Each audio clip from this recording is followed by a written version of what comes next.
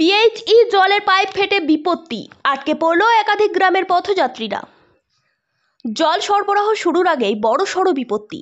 বাঁকুড়া জেলার গঙ্গাজলঘাটি ব্লকের সারাঙ্গাপুর গ্রামের কাছে পিএইচই বিভাগের একটি প্রধান জলের পাইপ লাইন হঠাৎই ফেটে যায়।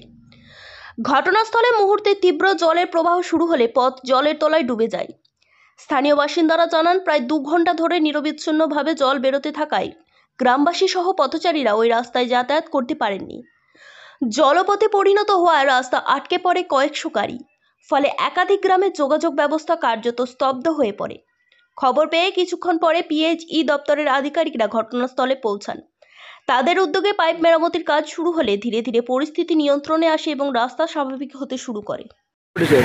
ঘটনা ঘটেছে বলতে, এখানে এলএনটি যে পাইপলাইনটা ছিল নিত্যানন্দপুর আমাদের সারাংপুর গ্রামের যে মাঝের রাস্তা ড্যামটা আছে, সেখানে যে পাইপলাইনটা ছিল পাইপলাইনের জয়েন্টে খুলে গেছে।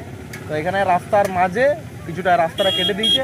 সাহেবদের সাথে কথা বললাম, ওনারা বলছে আমি মাটি ফিল আপ করিয়ে, জেসিপি অলরেডি চলে এসছে, মাটি ফিল আপ করিয়ে ওইটাকে মেরামত করে ব্যবস্থা ওরা করছে। আর দীর্ঘক্ষণ ধরে দেখলাম মানুষ যাতায়াত করতে পারছিল না, কি কি সমস্যা? অনেকক্ষণ সমস্যা বলতে মাঝে পাইপটা ফেটে গেছে, অনেকক্ষণ দিকে জল উপরে উঠেছে, সেখান থেকে মানুষ অনেকক্ষণ ধরে প্রায় আধ ঘন্টার বেশি মানে ইধারেও মানুষ দাঁড়িয়েছিল, ওই ধারেও মানুষ দাঁড়িয়েছিল, বেরোতে তারা সক্ষম হয়নি। তারপরে হালকা হয়েছে জলটা, তারপর থেকে বেরোনো চালু হয়েছে।